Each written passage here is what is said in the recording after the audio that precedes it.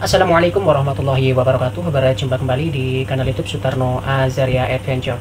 Alhamdulillah, di kesempatan ini saya tertarik ya ketika melihat video dari kanal YouTube-nya Mas Heri Pras. Tertarik untuk ikut membahas tentang ketika bentrok antara PWI LS ya dengan FPI pimpinan Habib Rizik Syihab. Di situ Habib Rizik Syihab ini memaksa ya, untuk tetap hadir di kajian tersebut ya, di pengajian tersebut di Pegundan Petarukan Pemalang, Jawa Tengah, dan dia mengatakan bahwa orang-orang yang suka membubarkan kajian itu lebih pantas atau layak untuk disebut sebagai PKI, yaitu PKI itu adalah komunis ya. Berikut adalah video yang dimaksud ya guys, mari kita lihat. Ini judulnya di kanal YouTube Heri Pras, demi Allah kaget ada Habib ternyata jadi ketua PKI, innalillah ya. Kita lihat. Ada seorang Habib yang ternyata dia adalah anggota PKI. Celek berarti Wahabi mereka. Wahabi mereka. Saya menemukan fakta ini kemarin ketika mendengar pernyataan dari Habib Rizik Syihab yang dimana apabila ada orang, sekelompok orang, dia benci kepada pengajian, benci pada ulama, benci pada habaib, membubarkan pengajian, melakukan kerusuhan dan lain sebagainya, maka dia adalah PKI. Selama ini nggak ada saudara yang ganggu habaib, ganggu ulama, ganggu pengajian. Selama ini hanya PKI. Jadi kalau ada mau ganggu habaib, ganggu kiai, ganggu pesantren, ganggu majelis taklim, berarti itu biarkan tolak, biarkan tolak. Jadi orang-orang siapapun orangnya yang membubarkan pengajian, mereka adalah PKI. Itu sebagaimana dinyatakan oleh Habib Rizik Syihab. Nah, melalui video itu, saya semakin sadar teman-teman, bahwa mereka ini memang pinter membuat isu-isu. Agar apa? Agar perbuatan mereka seolah-olah di posisi benar terus. Ketika dibubarkan, mereka mengusung isu bahwa yang membubarkan pengajian adalah PKI. Apakah tidak sadar juga? Ormas-ormas di kalangan mereka banyak juga yang membubarkan pengajian. Jadi mereka PKI kalau menurut Habib Rizik Syihab. Namun di sisi lain, hikmah dari bentrok PWI dengan FPI, ternyata ada beberapa netizen yang share kepada saya, men-DM Instagram saya, untuk memberikan informasi adanya seorang habaib yang ternyata dia juga aktif PKI. Seperti ini videonya. Pas zaman penyergapan Sofian PKI itu, Dato udah di sini. Tahu apa ceritanya? Tahu. Yang kedua tuh dapat situ. Di Tentang Ulu. Ini antara kita di sini. Sungai Sam. Di sini. Bukan di Tentang Ulu. Tidak. Sungai Sam. Sudah dapat di situ. Dapat situ. Lalu di bawah. Ceritanya Sofian dia dapat dia tuh di sumur pecahan itu. Dia tengah makan. Makan siang itu ya. Makan siang. Senjatanya di sini. Limatnya yang angka di badannya. Nanti pakai ya. Ada dipakai. Itu pak pecahan itu tuh limat seperti ini. Masuk kepalanya. Dia tumbang tuh. Limat pecahan itu seperti apa? Begitu tumbang, disembelih. Langsung. Potong. Takut bangun lagi. Iya, kita bangun. Itu Sofian tuh pimpinan PKI Kalimantan Barat ya? Iya. Yang pimpinan tertinggi di sini kan? Iya, yang tertinggi dicari, itu kan selama ini dicari dia tuh. Itu sekitar tahun itu hidup itu. 1974 kalau nggak salah tuh. Tahun 74 itu. Nah, di video itu jelas diberikan pernyataan yang sangat tegas teman-teman, bahwa Habib tersebut mati ditembak kepalanya. Bahkan setelah ditembak kepalanya digorok lehernya. Untuk membuktikan mungkin ya, karena apa? Diusung narasi bahwa sang Habib memiliki ilmu kebal. Di Indonesia itu tidak kelar-kelar teman-teman dengan ilmu-ilmu kebal ini. Kenapa menganggap kehebatan? Menganggap ilmu-ilmu konyol seperti ini adalah kehebatan. Padahal cuma trik belaka, kebodohan, pembodohan semata. Karena apa? Nah ya guys, itu dari video yang saya maksud, jadi saya tertarik ya. Ini video di upload ini 12 jam yang lalu oleh Mas Heri Pras. Kemudian saya ini tertarik mencari tahu dan mencari data di sosial media yang ada ya. Kemudian kita lihat ini di aplikasi Facebook ya. Ini juga saya menemukan di ini ya, Alex Abu Usaid. Di sini ada video ketika Habib Bahar itu teriak-teriak di jalan pada waktu menuju ke Depok setelah kejadian bentrokan berdarah di Pemalang itu. Habib Bahar pergi ke Depok, ke markasnya Soneta, yaitu di Wak Haji Roma Irama, dengan tujuan ingin membubarkan pelantikan anggota PWI LS di Depok. Nah, seperti ini ya videonya.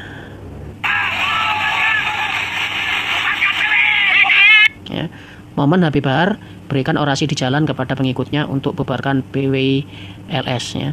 Jadi di video ini Habib Bahar juga teriak-teriak PKI ya, sama seperti Habib Rizik Syihab yang sangat enteng dan suka teriak PKI terhadap orang yang suka membubarkan kajian dia ya.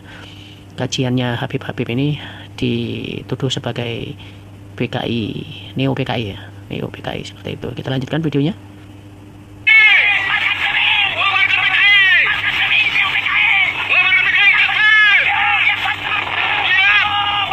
Sampai ini ya, sampai kopiah Habib Bahar terbang ya. Kita simak lagi ucapannya. Bubarkan PKI. Oke, seperti itu ya. Bagaimana ya ini? Saya juga teringat dulu itu beberapa kali Banser atau GP Ansor yang tentunya ini adalah berasal dari Ormas Nahdlatul Ulama ya. Ini juga melakukan hal yang sama, yaitu membubarkan kajian-kajian salafi. Ada Ustadz Firanda Andirja, kemudian ada Ustadz Khalid Basalamah, juga Ustadz Syafiq Riza Basalamah. Bahkan juga ada salah satu Ustadz ya, saya lupa itu, kalau tidak salah itu Ustadz ini ya, Ustadz Jawas Rohimahullah ya, itu juga dibubarkan, kemudian pindah ke sawah kalau nggak salah ini. Bagi yang tahu bisa komentar di bawah ya, karena saya lupa. Kenapa? Apakah Banser ini juga layak ya kalau disebut seperti yang dikatakan oleh Habib Rizik dan Habib Bahar ini? Karena GP Ansor dan Banser ini juga suka membubarkan kajian guys ya. Dan ini adalah salah satunya ya.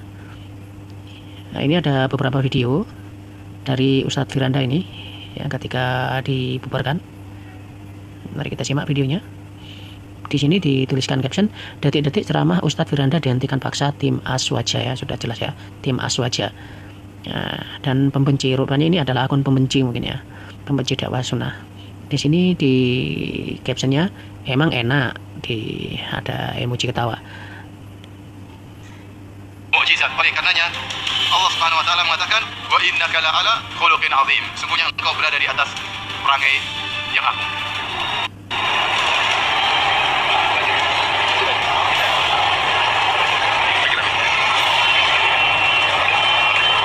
Ini panitia kajian memberitahukan kepada Ustadz Firanda Andirja Hafizahullah bahwa ada masalah dengan kajian ya. Baik, kita lanjutkan videonya.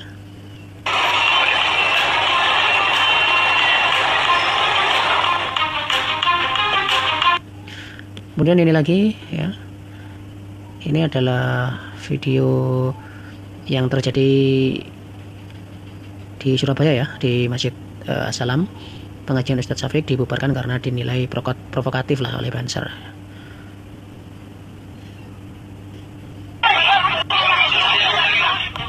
Pengajian Ustadz Syafiq Riza Basalamah di Masjid Assalam Pulimas, Gunung Anyar, Kota Surabaya terpaksa dibubarkan dari Kap Pemuda Ansor pada Kamis 22 Februari kemarin. Sempat terjadi kericuhan panas saat masa GP Ansor memaksa pengajian dihentikan. Penghentian paksa ini memancing emosi jemaah peserta pengajian hingga terjadi cekcok adu mulut. Aksi saling dorong pun sempat terjadi antara jemaah peserta pengajian dengan massa GP Ansor. Nah, ini adalah video tanggapan dari Ustadz Syafiq ya, Riza Basalamah ketika kajiannya dibubarkan oleh GP Ansor ya, Banser dan GP Ansor ya. Assalamualaikum warahmatullahi wabarakatuh. Jamaah rahimakumullah, buat teman-teman yang udah hadir di Masjid Assalam ya. Anda berangkat tadi jam 1, udah nyampe sebelum maghrib dengan harapan bisa isi kajian. Tapi ternyata takdir Allah berkata lain. Makanya mohon maaf atas ketidaknyamanan ini buat teman-teman semuanya. Tapi yang jelas, langkah antum ke rumah Allah, capek, lelah, dan detik-detik yang antum luangkan untuk hadir di kajian itu akan ditulis pahala buat antum insyaAllah. Dan semoga diangkat derajat antum dan diantarkan ke surga Allah Azza wa Jalla. InsyaAllah kita ketemu lain waktu, dan semangat ya, Ramadan udah dekat. Semoga Allah menyampaikan kita ke bulan Ramadan, dan semoga Allah berikan hidayah kepada teman-teman kita yang masih mungkin belum paham. belum paham. berbaik sangka kepada mereka. Jazakallah khairan. Kemudian tidak hanya itu tadi ya, dari pembubaran kajian dari Ustadz Firanda Dirja dan Syafiq ya, Ustadz Syafiq Riza Basalamah Hafizahullah Ta'ala. Kemudian ini akan kami tampilkan video dari kajian ini ya, Ustadz Khalid Basalamah yang juga mengalami hal yang sama ya, juga terjadi di Surabaya ini. Zina tujuannya biologis. Kalau kita bahasakan sekarang, pacaran misalnya, sama dengan orang berzina. Keluar berdua, jalan-jalan, ngobrol, tatap-tatapan, ciuman, sentuhan, berhubungan badan, ini semua adalah kebutuhan biologis. Tapi zina adalah haram, tidak boleh. Allah yang maha mulia dan maha suci, dia tidak mengharamkan sesuatu kecuali dia berikan gantinya. Dan selalu saja yang halal lebih banyak daripada yang haram. Misal, Allah haramkan babi misal. Lihat gantinya, Allah halalkan sapi, kambing, ya, kelinci, ayam, kemudian hewan-hewan di air, gitu kan. Nah ini ya, sudah mulai nih. Ini tempatnya kameranya di sensor ya. Kita berhenti dulu sampai sini teman-teman sekalian, karena kondisi ada beberapa saudara kita muslim yang tidak setuju dengan pengajian ini. Maka nah, ya. Jadi pertanyaan itu sebenarnya pertanyaan kita, apakah mereka ini termasuk PKI yang dimaksud ada satu rahasia sama yang dimaksud oleh kalau Habib kita Rizik membiasakan ya. diri mengerjakan sebuah ibadah, Allah. Kita lanjut. Di sini ada berkaitan dengan video yang pertama yang dari Mas Heri Pras, yaitu tentang Habib yang ada di Kalimantan Barat waktu itu ya. Itu yang ditembak oleh Baret Merah. Baret Merah itu RPKAD atau sekarang Kopassus lah ya. Itu ternyata bernama Habib Ahmad Sofyan Barakbah ya. Dan ini adalah video narasinya, akan kami putarkan ya. Kisah Habib Sofyan Barakbah, Habib dari klan Pahlawi yang ditembak mati TNI Komando Pasukan Khusus. Sofyan Barakbah adalah anggota parlemen di era Soekarno dan juga orang yang paling bertanggung jawab dengan ideologi PKI karena dialah pemimpinnya. Sofyan didukung oleh pasukan gerilya, PGRS Rakyat Sarawak dan PGRS Paraku Kalimantan Utara. Untuk menumbangkannya, TNI berpikir keras karena PGRS Paraku dulunya dilatih dan diberi senjata untuk melawan klaim sepihak Malaysia atas wilayah Kalimantan yang dialihkan ke Sekutu Melayu.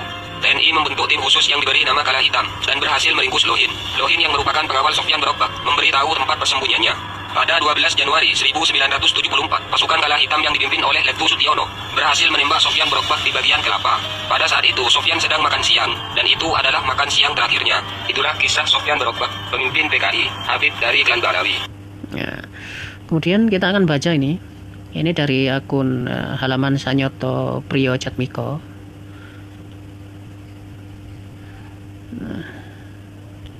Kita akan lihat, akan saya bacakan ya. Habib PKI yang pernah ditembak TNI hingga mati, jas merah jangan lupakan sejarah. Partai Komunis Indonesia PKI Gaya Baru ternyata pernah jadi ancaman serius di Kalimantan Barat. Sosok Sofyan Barakbah adalah orang yang bertanggung jawab dengan ideologi komunis di Kalimantan Barat karena dialah pemimpinnya. Habib Ahmad Sofyan Al-Barakbah didukung pasukan gerilya Rakyat Sarawak atau PGRS dan pasukan rakyat Kalimantan Utara atau Paraku untuk menghancurkannya. Sejak Februari 1969 dilancarkan operasi Bersih 3 dan berhasil menghancurkan kekuatan pendukung PKI Gaya Baru. Pada tanggal 12 Januari 1974, pasukan RPKAD berhasil menemukan tempat persembunyian Sofyan Barakbah dan ketika disergap, ia tertembak mati. Dan kesaksian sejumlah masyarakat kala itu, Habib Sofyan Al-Barakbah memiliki ilmu hitam. Ia bisa menghilang, kebal peluru, dan macam-macam lagi. Ia pun dijuluki sebagai hantu. Tapi ternyata isu bisa menghilang dan kebal itu hanya mitos saja.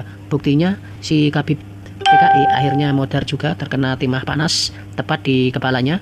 Gaya-gaya PKI berbaju Islam zaman sekarang muncul kembali karena ideologi komunis sudah tidak laku lagi, maka agama Islam yang ditunggangi. Terus waspada terhadap gerakan misterius para Habib berbaju agama Islam ya.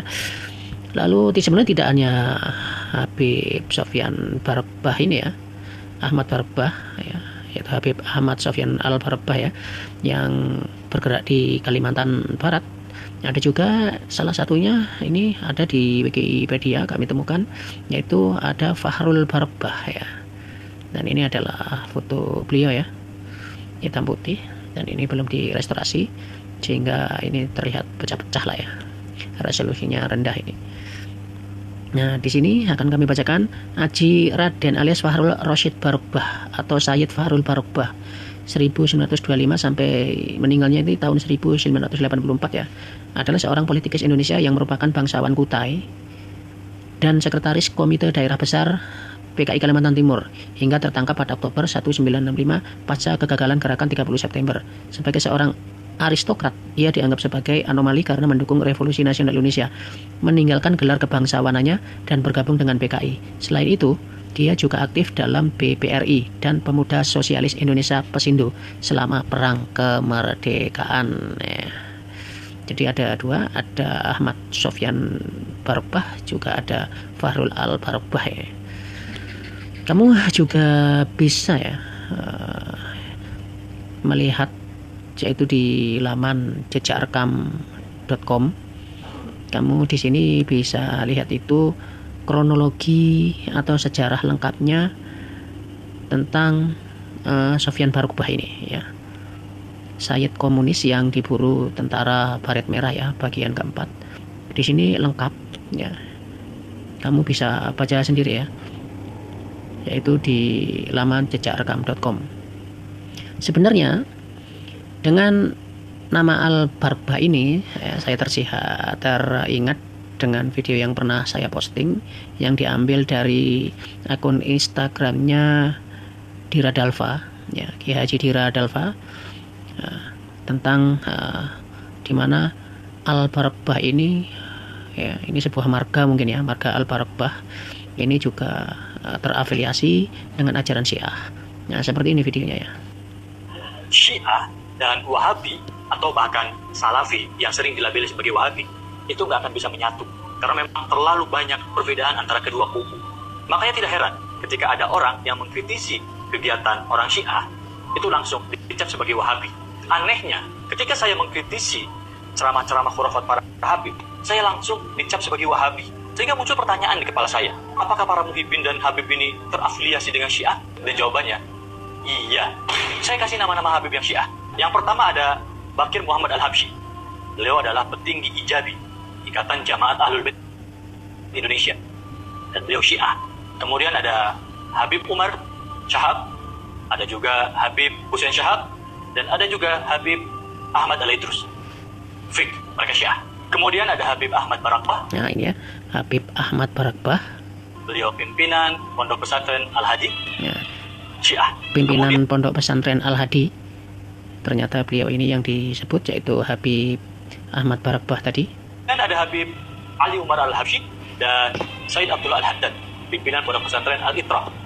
Syiah. Masih dari pondok yang sama, Al-Itra, ada Habib Ridho As-Segaf. Syiah. Dan ini klimaksnya. Sebuah organisasi Syiah. Oke. Kemudian ketika saya mencari siapa ini Habib Ahmad Barogbah yang ternyata Syiah, pimpinan Pondok Pesantren Al-Hadi, kami mendapatkan sebuah PDF dari UIN ya, UIN Kalijaga ya, Sunan Kalijaga, di halaman ini, di halaman 6 ya. Ini di halaman 6. Kalau untuk di ininya di ini ya, di nomor 22. Di sini dituliskan, adapun di Jawa Tengah poros penyebaran Syiah adalah di Kota Pekalongan dan Semarang. Daerah Pantura memang dari dulu menjadi sasaran dari para komunitas bangsa Arab. Syiah di Kota Semarang terpusat pada satu tempat, yaitu di daerah Semarang Utara. Mereka tidak mempunyai lembaga maupun yayasan pendidikan dan hanya sebatas komunitas saja. Sementara itu di Kota Pekalongan terdapat lembaga pendidikan berbentuk pondok pesantren, yaitu Pondok Pesantren Al-Hadi yang terletak di Kelurahan Klego. Kelurahan Klego dikenal dengan sebutan Kampung Arab karena mayoritas penduduknya yang berparas Timur Tengah atau non-Arab, non-Indo maksudnya.